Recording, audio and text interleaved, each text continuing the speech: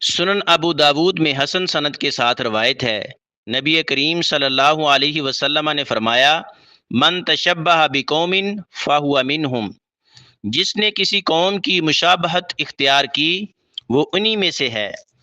اس حدیث کا مفہوم یہ ہے کہ کسی بھی غیر مذہب قوم کی ظاہری اور باطنی مشابہت دونوں سے بچنا ضروری ہے۔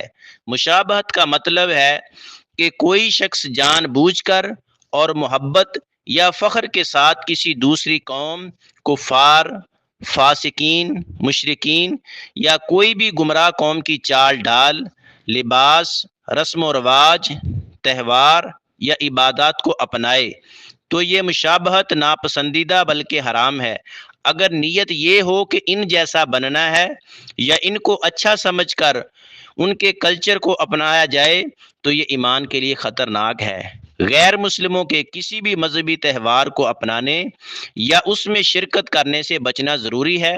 ہر حال میں نبی صلی اللہ علیہ وسلم کی سنت اور طریقوں کو اختیار کرنے کی کوشش کرنی چاہیے۔